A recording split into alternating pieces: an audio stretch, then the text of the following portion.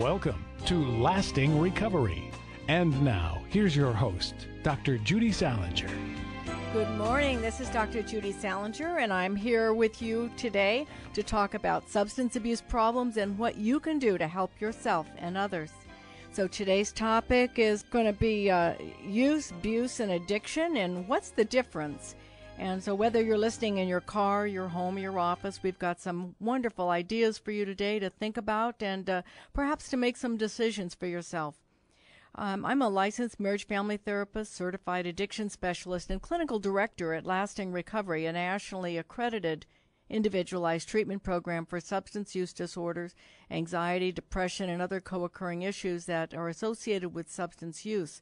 And we will offer you hope and help to help you believe, as we do, that you can find freedom from alcohol and drugs. And you know, when people call us, they feel trapped and they're stuck, and that's what our job is to help you to get unstuck and to free yourself. You can call Lasting Recovery at 858-453-4315, or you can go to www.lastingrecovery.com, and you can get a lot of information there and make contact with us if you choose to. When you look at your intention of what it is that you really want, and you really want to be sober, and you really want to be clean of all the drugs, but you have a hard time doing it, you've got to learn to let go of the fear of getting into the solution. It's really not as bad as you think. People are always pleasantly surprised as to how much better they feel when they've stopped using alcohol and drugs. So I wanted to let you know that our topic today is substance use, abuse, and addiction. What's the difference? You know, have you tried to not drink or use or street or prescription drugs and then made a commitment only to find yourself drinking or using drugs again, or both? Then stay tuned in. We're going to discuss how the use of mood-altering substances can lead to chemical dependency. You know, every day in the newspaper we read things, whether it's news stories or, crises that happens, or, things online about the effects of substance use. And more than half of all adults have a family history of alcoholism or problem drinking and drug use. So if you have a family member that has taken efforts to stop drinking or using drugs and has been unable to stay with that process of staying clean and sober, stay tuned, because we're going to talk about substance use, abuse, and addiction, and really what's the difference in all of that.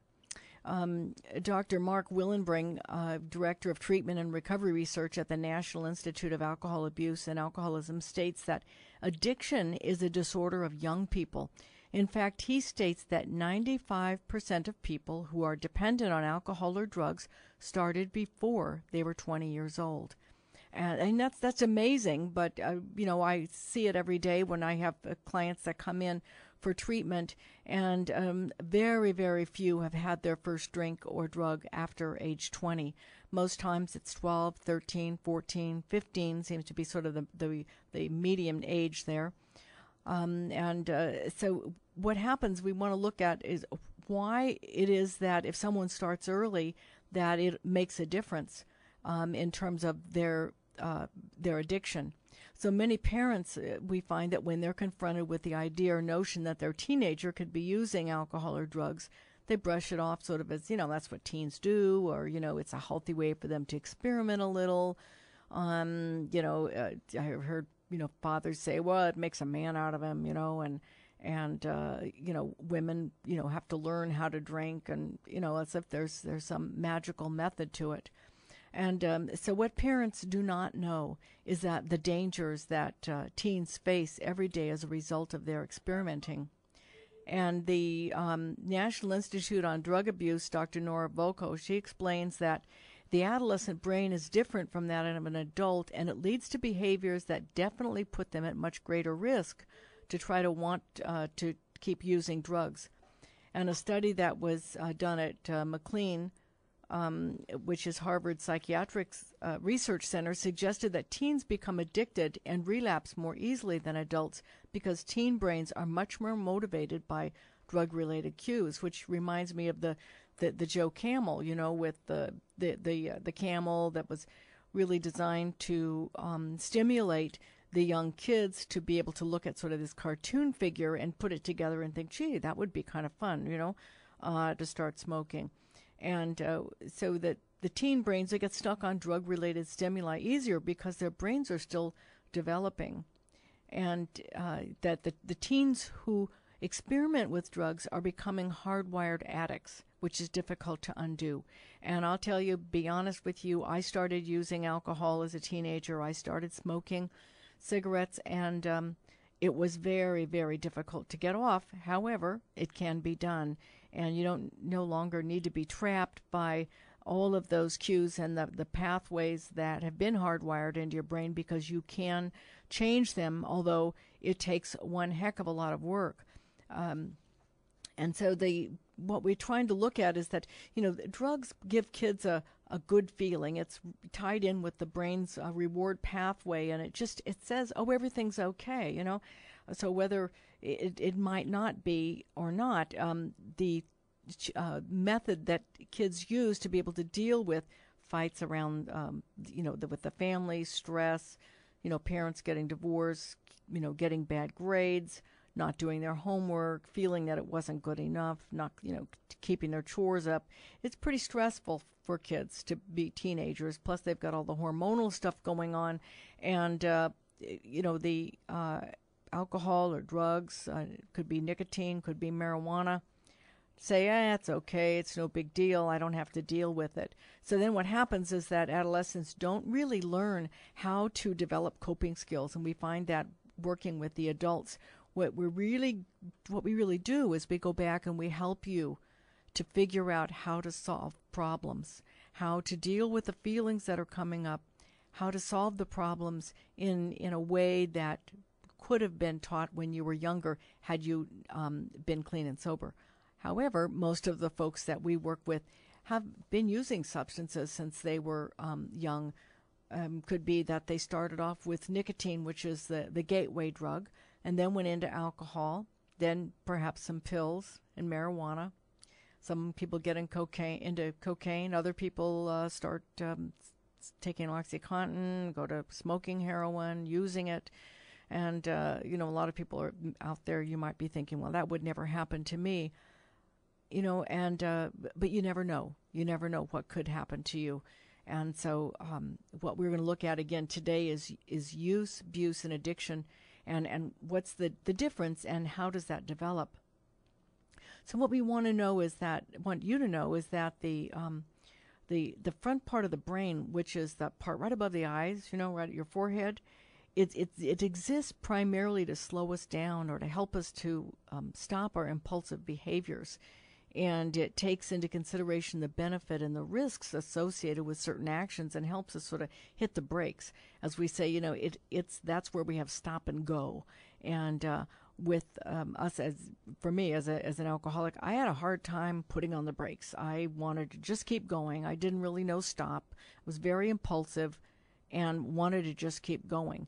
And so when the front part of the brain is still developing, and then once it develops, it helps the other part of the brain develop. What we know from research now is that adolescent brains keep growing and changing until they're about 25. So, when we are able to really make some better decisions, but up until that point, people try much riskier things, riskier activities, and then you add the drug use to that, which the drug use today is much more prevalent and severe than it was in the 70s, when a lot of you might have been using substances or maybe started off using them as teenagers. But we still find that there's two drugs that cause the most deaths, and also the most widely available legal substances: alcohol and tobacco. And the alcohol, people are killed because of car accidents. There's a very high overdose rate with alcohol. There's suicides, a suicide rate when somebody is depressed and is drinking alcohol, which is actually a depressant. We find that it's between 600 to 800 times more likely people are to suicide than those people that are not alcoholic drinkers or drinking alcohol. We don't have to say whether a person is alcoholic or whether they're just using it, but the bottom line is that it's very, very dangerous. We look at tobacco. My own mother died of lung cancer related to tobacco. And, we find people that are dying because of secondhand smoke, again, related to nicotine. And we find also that a lot of people who even stop using alcohol, who might have what's called sobriety, they might keep smoking cigarettes.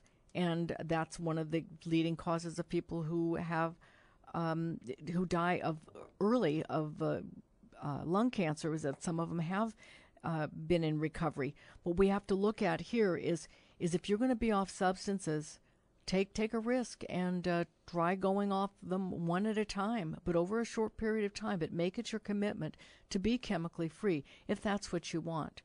We're going to talk about again today what are some of the side effects of the alcohol and drugs, and what are the consequences that you may or may not want to have ongoing in your life.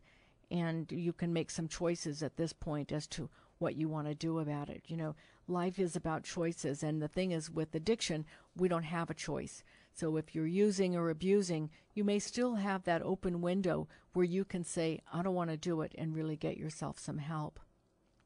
So you want to ask yourself, which drug for you came first? Was it the cigarettes? Maybe, maybe it wasn't the buying a pack of cigarettes every day, but it could have been that you borrowed from your mother or your father or the neighbor, or maybe something like me. I don't know whether any of you did it, but I used to write myself a note and say, oh, please sell Judy Ann a pack of Chesterfield cigarettes, was my mother's brand. And then I would sign it by her name. And, take it down to the corner store, and they'd give you the cigarettes. And you think, wow, this is really cool, As long as she doesn't know about it, then I'm okay. But what happens is that's where the lying starts. That's where we quit being honest with ourselves and with other people, because here I'm already trying to trick the people at the store and lie and not tell my mother, hide and sneak so that I can smoke cigarettes, so that I can really feel grown up, was part of what it was. Even though they sort of made me sick, I kept smoking them anyway until I really got addicted, and then I couldn't stop. So if you find that you're defending your behavior with rationalization or justification or defensiveness, you just want to change the channel. Listen, I'm not going to take your drugs away, and I'm not going to ask you to give up your drugs or your alcohol today. But I want you to ask yourself this question. What is it that I want that I can't have if I keep using alcohol, drugs, nicotine, and that includes nicotine? So again, ask yourself this: what is it that I can't have if I keep using these drugs?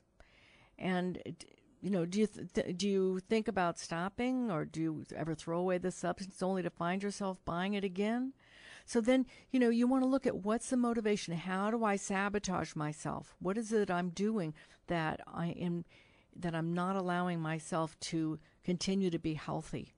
And that's really what we're looking at. Some of you may be, driving your car on the way to your very good paying job and to your profession. And you may be thinking about the drink that you had last night, or maybe you drank too much and you're saying here on Monday morning, I am not going to drink again. I feel so bad. I'm not going to do it. And I've talked to a lot of people, and if they don't do something today on Monday, by Monday night you'll be stopping at the store on the way home to buy another bottle. Or another pack of cigarettes. And what we know is that, people can have the best of intentions, but when you're physically dependent, it's very difficult for willpower to overcome that alone and to keep it going. So today I want you to know I'm Judy Saalinger here. I'm with Lasting Recovery, and we're talking about substance use, abuse, and addiction.